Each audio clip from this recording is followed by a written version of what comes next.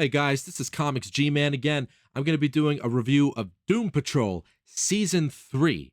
Find out what I thought of it in this video.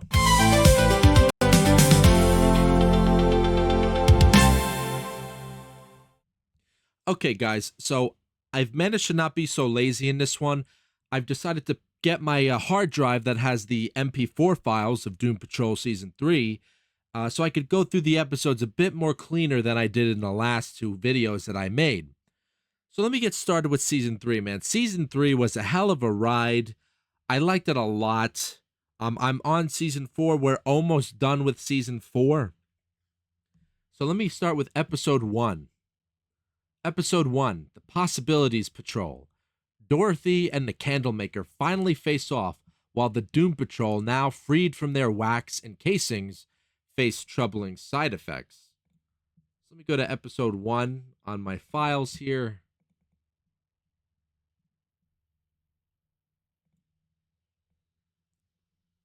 Right, so this is after the finale of Season 2, Episode 9, and it leaves you with a cliffhanger. Now, like I said in the last episode, I think they got screwed up by what was happening in 2020, so they had to kind of cut it short with Dorothy in this and come up with a quick conclusion between her and the Candlemaker.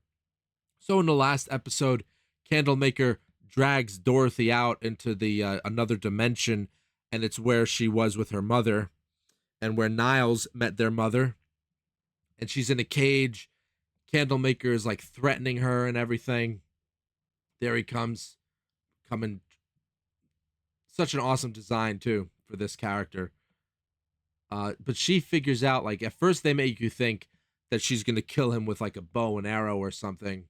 And as the arrow comes chasing down Candlemaker, she stops it. And then she talks to Candlemaker on the moon. She has control of everything. And she's telling him basically, like, once we were friends, once you protected me at the carnival when I was very little, you protected me so many times. I don't see why we have to fight each other. Why can't we just be together again and be friends?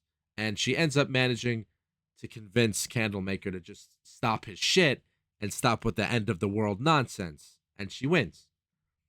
Everybody in the Doom Patrol comes back from their wax and casings from the last episode, which was a weird, like, they all had their own weird, like, side stories to that in that episode 9, season 2. But yeah, here's Dorothy with the Candlemaker. She conquered the Candlemaker. She tamed him. And, you know, I think actually that's what her mother was trying to tell her in the last season 2, the cave woman that Niles was with and had the baby with. I think she was telling her that Candlemaker, you're supposed to tame him and he's supposed to be your guardian. He's not supposed to destroy the world. He only destroys the world if you fail to tame him. And I think that's what the mother was trying to tell her throughout season 2. Because the mother had her own guardian, which was the big giant wolf thing. And the big giant wolf thing ends up getting killed by Baby Doll in season 2. But I think it's because she's not the big giant wolf thing. Nanny, Dorothy named it Nanny. Nanny wasn't supposed to be her guardian. Candlemaker was supposed to be her guardian. When Dorothy was born, Candlemaker was born and grew up with Dorothy.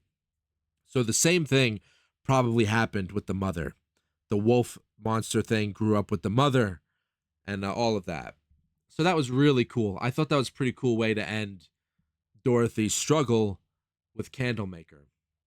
Here they're just showing Cyborg is putting Cliff back together because the Candlemaker literally, he was having a fight with when they were having the fight with Candlemaker in the last season, the Candlemaker was showing all of the Doom Patrol's like imaginary friends from when they were kids. So like Cyborg's imaginary friend was like a cowboy toy. Cliff's imaginary friend was Jesus when he was in summer camp. Rita's imaginary friend was like this paper mache that she made of what she wanted to be when she was older.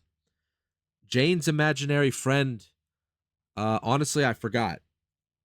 I honestly forgot. I don't think they showed it. No, I think they did. I just don't remember what it was. And but on to the point. So yeah, Cliff was blown into pieces. So here Cyborg is just putting him back together. Cliff is like by far like I got a shirt of Robot Man. He's just such an awesome character. Even in the comics, dude. Like the Cliff, Robot Man for the Doom Patrol, he's basically like their thing, the version of their thing, like their Ben. This is their Ben Grimm. This is DC's answer to Ben Grimm, if that makes sense. And I love the thing. I love Ben Grimm, and I'm okay with them having their own version. And to me, this came out in the '60s, also like the same time as Fantastic Four and X-Men. I've even compared. As reading the Silver Age Doom Patrol that I'm reading right now. It gives me a lot of like uncanny X-Men vibes from the '60s. If you ever read that, like the original, I mean, the original Uncanny X-Men. I read that when I was working at one job at the time, my longest job. On my lunch breaks, I would read the Uncanny X-Men through the Essential books, which were in black and white. And I enjoyed those. And so reading the Doom Patrol Silver Age, but I'm reading those in color. I decided to buy the colored book instead of reading it through the DC Showcase black and whites that I have. I'm enjoying it. So it's like giving me nostalgic memories again of reading the Uncanny X-Men books when I was on that job 3 years ago. So yeah, a lot of X-Men vibes and a lot of Fantastic Four vibes because of the good family dynamics. Like Fantastic Four has that good family dynamics, and X-Men not so much, in my opinion. Fantastic Four does the family dynamic a lot better than X-Men, honestly. For me, that's just how I feel. So Doom Patrol, what's so awesome about Doom Patrol is it mixes the both of them for me. You get the great family dynamics of the Fantastic Four and the quirky, strange, unique powers and oddities of the X-Men. And it makes its own thing in the process, which is the Doom Patrol. That's how I feel about Doom Patrol. Why I love it so much. Larry and Rita, really great dynamic they have going with them. Unfortunately, season four, they kind of kill that off. No, we knew that Larry is gay, so he's not going to fall in love with Rita, and Rita's not going to fall in love with Larry. We knew that. But what I liked was the best friend dynamic that they had going on. Like they were having each other's backs. Unfortunately, without getting into season four too much, because that's going to be a separate video in itself, they stop playing off of that best friend dynamic, unfortunately. But yeah, they really work well together. This isn't even like the best example here.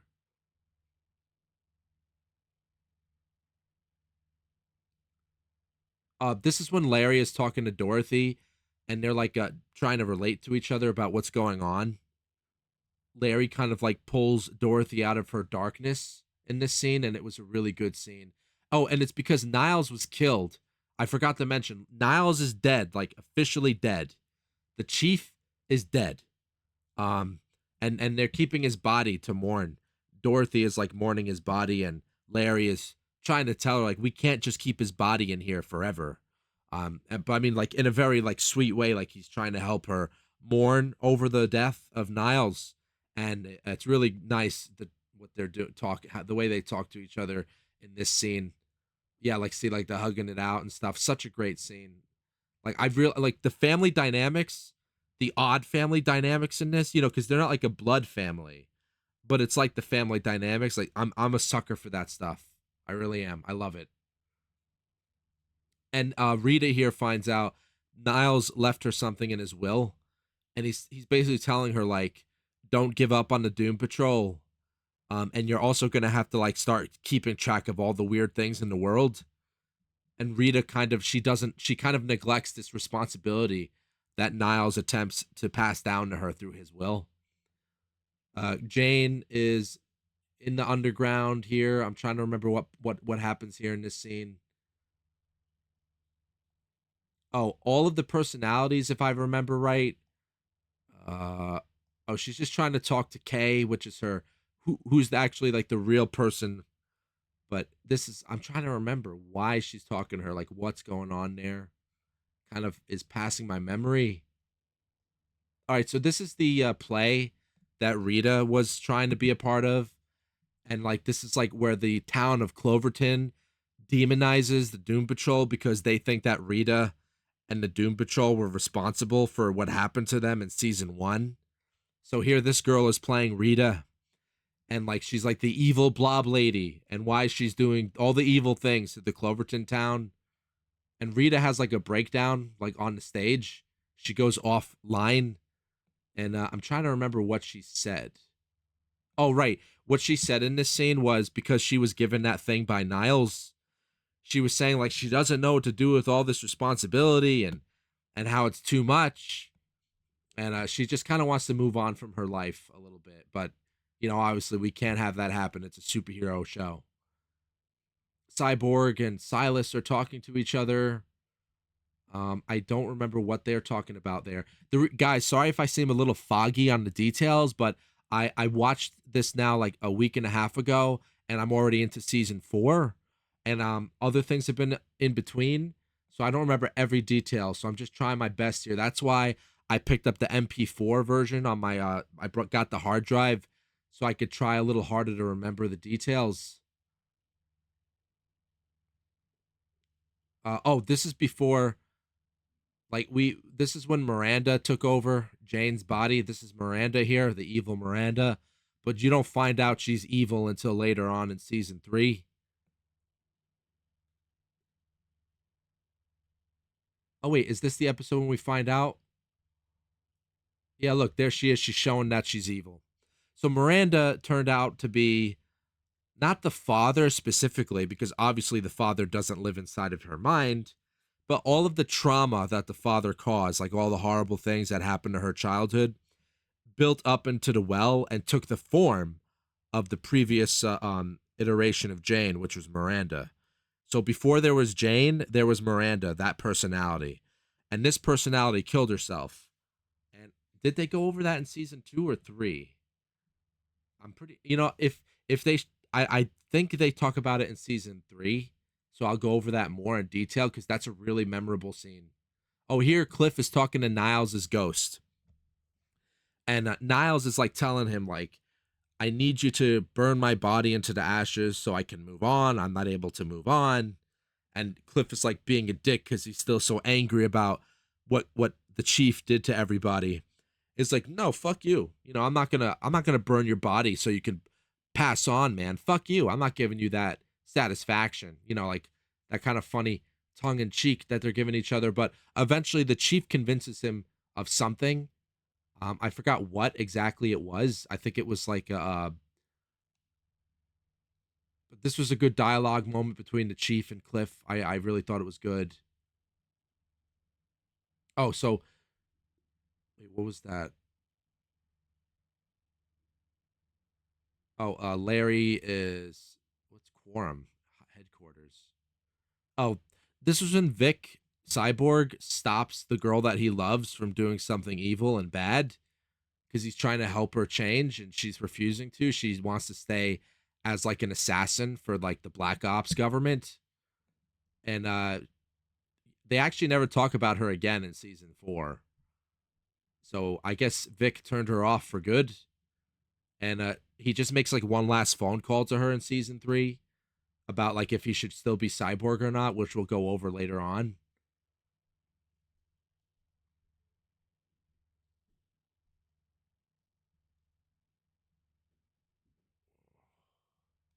Oh, Jane has been in a coma because the evil Miranda took over her body and is basically like killing her slowly, and nobody knows what's going on outside of Jane. And Jane is like trapped inside of her own mind as Miranda is attempting to shut her down for good. Because here's Dorothy like giving her a big doll that she got at the carnival season 2 when she was with her father before he died and before the whole epic fight with the candle maker.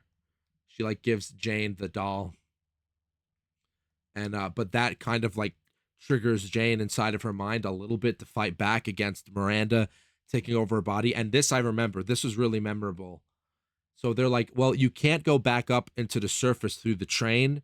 Like, okay, for those of you who didn't watch my last videos and you're not sure what I'm talking about with Crazy Jane, she switches personalities, and metaphorically how she changes her personalities in her mind is they go through a train, and the train drives them up into the surface.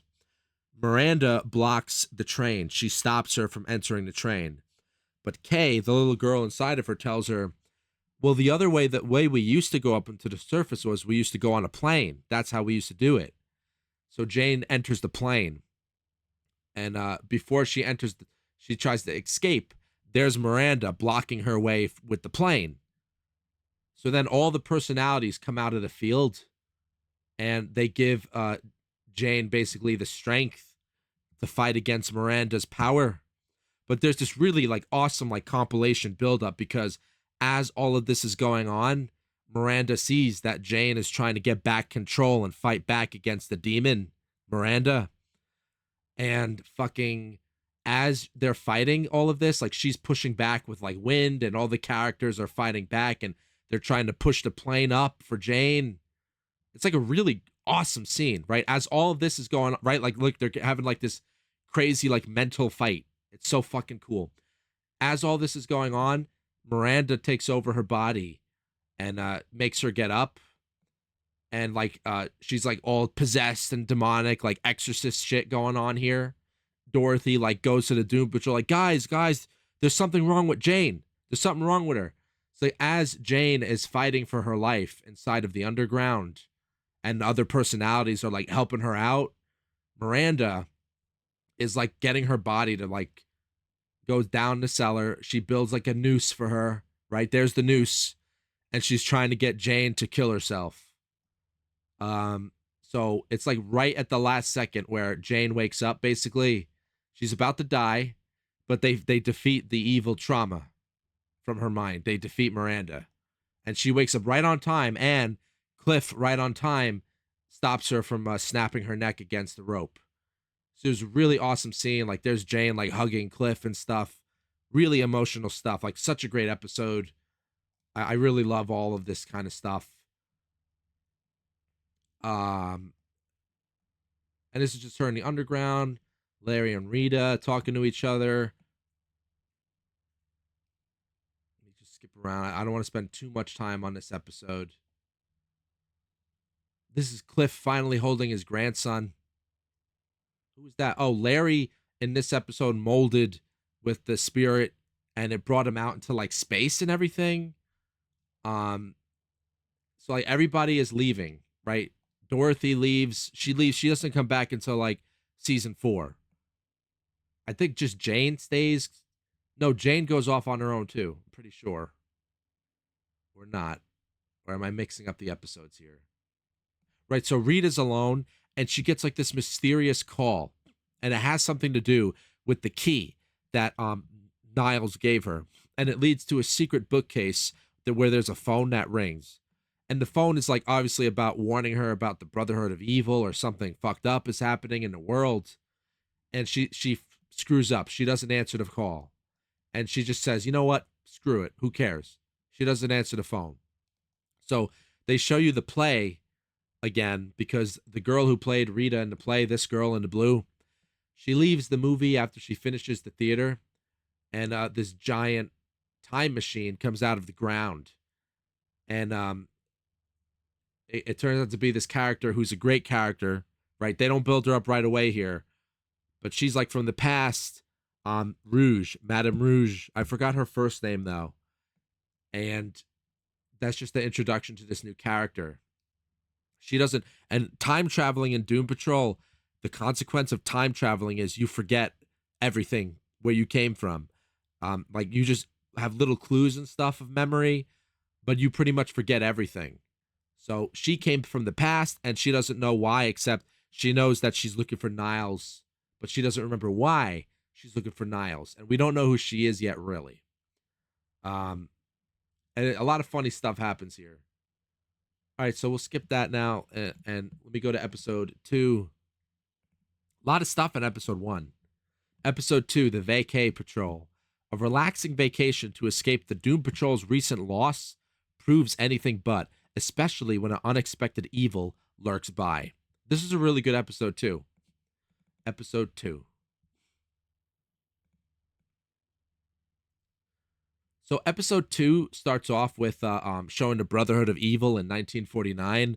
They're making a deal with like this guy called Grolox or something. I forgot his name, but like it's really funny. Like he has a servant that comes in, the World Eater, the Destroyer of Man, the Conqueror of this, whatever, and he comes in with like a music, and then Galrox or whatever his name in comes in. So they told him like, we need you to go after Rita. We need you to kill her. So Galvarox or whatever his name is, there he is in the 50s. He goes like to a hotel and he like basically makes a place for himself, and he's like waiting to kill Rita. So obviously like he doesn't kill her, and he's waiting for like decades and decades until 2019. It was really funny. I thought this was really funny. And he's like talking to people in the hotel, and it's like really goofy shit. And then that's about it. Like we see they're waiting for them, and they don't give up. They don't give up at all. So Rita, oh, there's Larry. There's Larry in space because the spirit brings him into space, and the spirit shows him basically its world. There's Cliff with his daughter and the baby that she had, and of course they had to make her a lesbian, because we can't do without, the message, as Critical Drinker famously says, the message. We can't go without that, but that doesn't ruin the show for me. It's still a great show. So like they're kind of still feeling weird about Cliff because Cliff has like the Parkinson's or something's wrong with his brain, and there he is, like he froze in the lawn. He's stuck in the lawn, and the baby is crying. So they don't know what to do with Cliff, and he's just like, just leave me here. It'll fix up on its own eventually. Oh, Cyborg goes blue because he was hacking the FBI and the government because he's like watching his girlfriend. He stopped her from doing a terrorist attack, and instead of arresting her and sending the authorities after her, he lets her go because he hopes that she'll change. So they caught on to him, and Star Labs shuts him down, and he can't do anything anymore as Cyborg.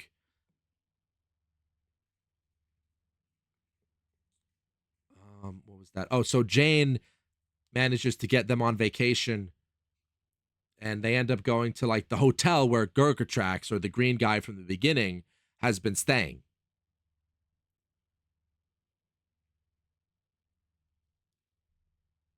All right, so they pick up Cliff. He's still frozen at the lawn. They go to the hotel place. They're like, and it's got all these like odd things about it, like this pole that Nixon tried to climb. And they're like, there's Larry still in space. And obviously, like, he's supposed to merge with the spirit, but it takes forever for them to get to that.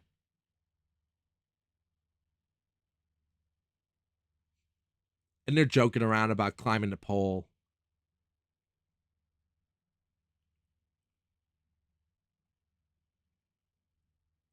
Oh, so like Cliff for some reason goes inside of the sauna, and it's like it's funny because there's Galgatrax or whatever this fucking name is, and they like find out like, oh, we both hate Niles Calder. He's a piece of shit, and they're like having a good time with each other.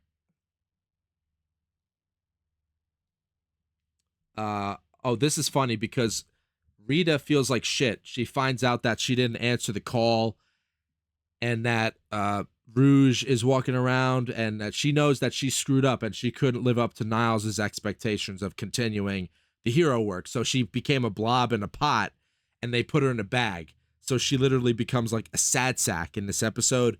So they're all like sharing drinks together, like margaritas, getting drunk. And this is just a funny part of the episode too. And they end up like kind of yelling at each other. And there's Gilgatrax doesn't know that Rita is in the room because she's a sad sack right now. And Vic is like being an uptight asshole. Actually, he's like, "Hey, those guys look and sound like villains. Like, shouldn't we do superhero stuff right now?" And everyone's like, "We're on vacation, Vic." And you know what, Vic? They don't look that bad actually. They're just doing their own thing. So why don't we just leave them alone and take the stick up your ass?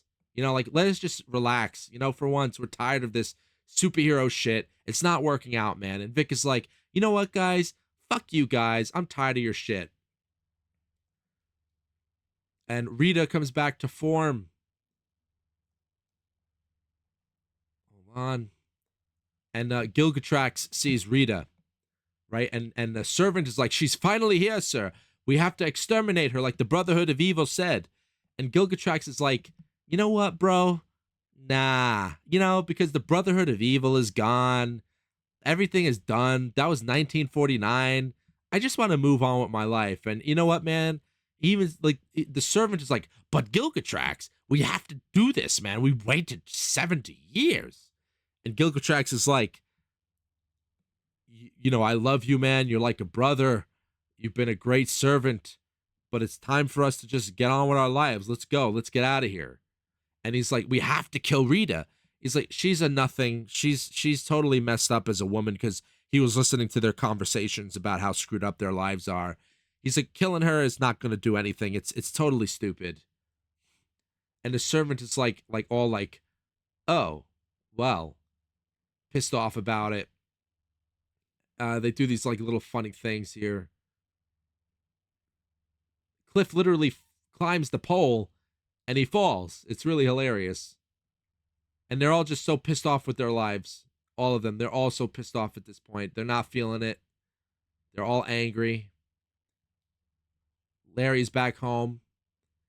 And the last scene ends with them hilariously like having a dance with each other because they get so drunk. And I forgot what song it was. It was Forever Young. And it was really funny seeing like they all end up dancing with each other, having a good time. And Gilgatrax's servant fucking ruins the party.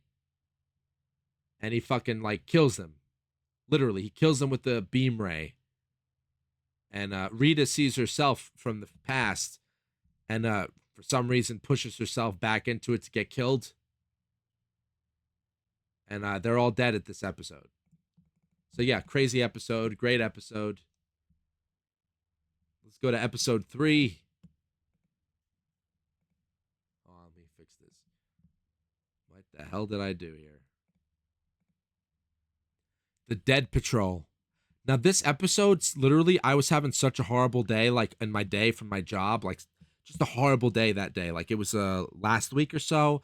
I was just so pissed off, so depressed, just so angry about everything. But this episode was like a cure. The Dead Patrol. After waking up in the Tunnel of Souls, the Doom Patrol must confront their own personal purgatories. So let's go to that. So this episode was hilarious. So literally, the Doom Patrol becomes undead.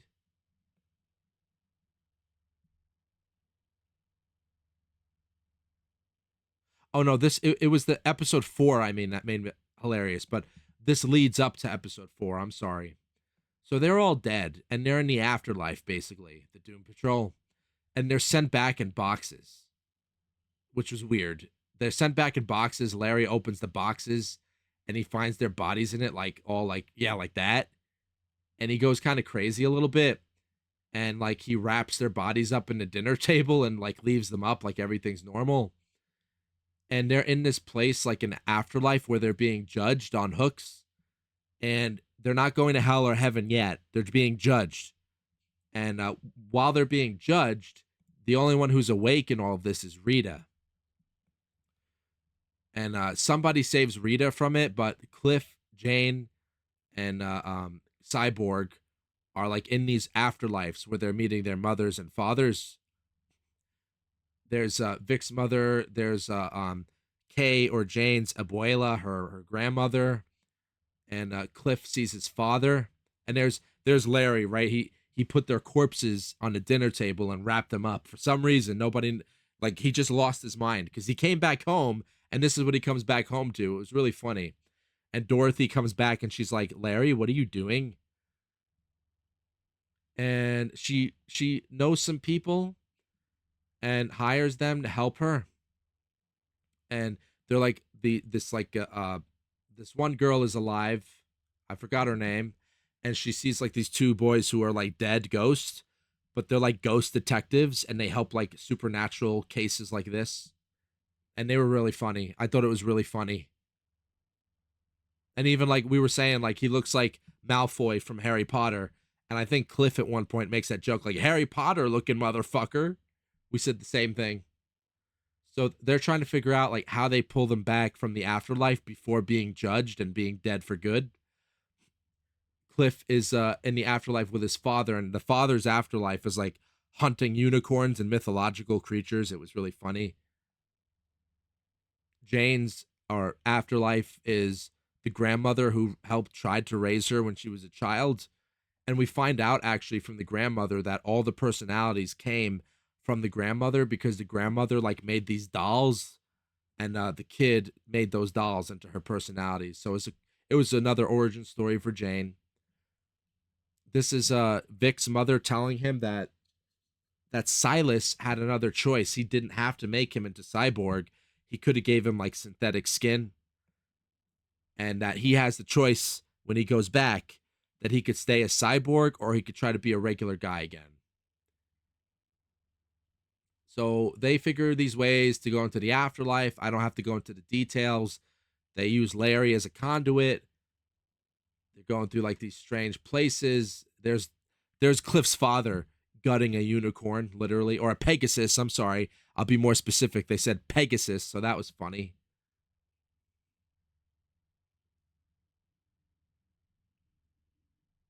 So yeah, this isn't the episode that made me laugh a lot, but what happens in this episode, without getting into all the details, they escape, and this weird bitch like vomits all over them as they're escaping, and nothing happens until the next episode. The vomit doesn't play a role until the next episode. All right, so episode 4. How many episodes were in this one? 10. Okay. So episode 4 is the Undead Patrol. So this is the one I actually that saved my life and cured me of depression.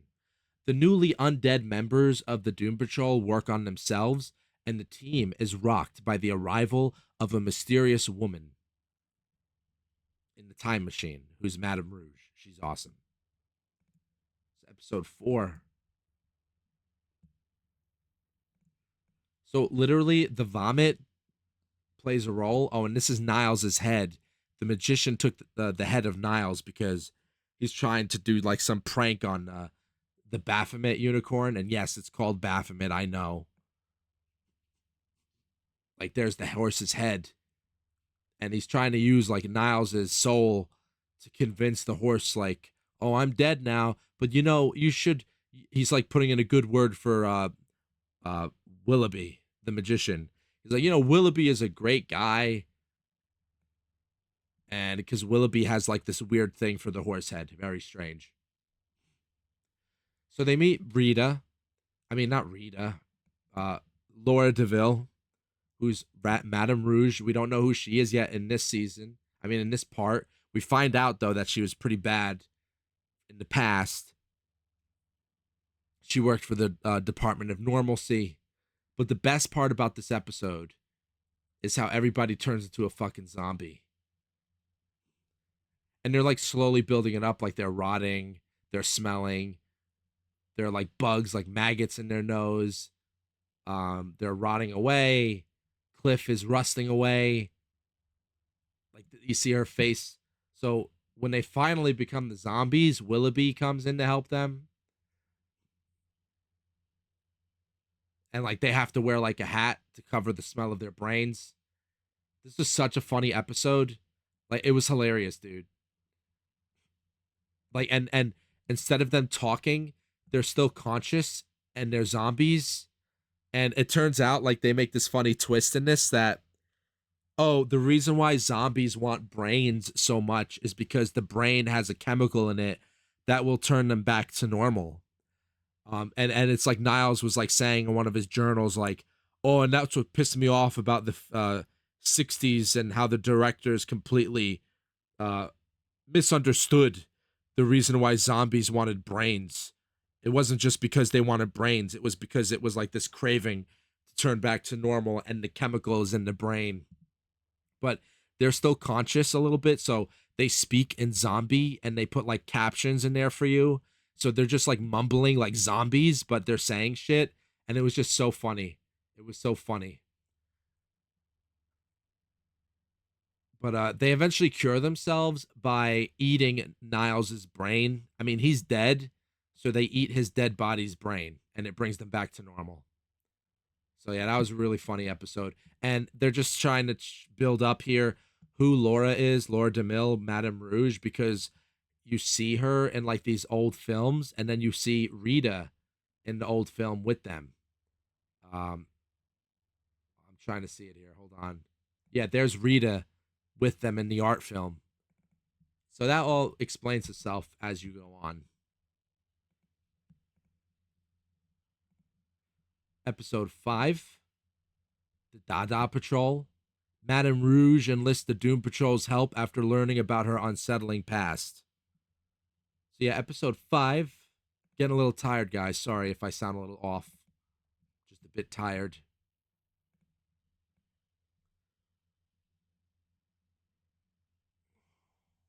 Oh, another reason why this episode is great is Cliff is buying Parkinson's medications, but he's being an asshole about it. So like he's like giving himself like the whole bottle at once through the tube, and it's making him like crazy a bit and high. Um, what's going on here? Oh, Larry is like going through this weird thing where he's got like this parasite in him, but it turns out to be the negative energy and it's trying to like come out of him again in another physical form.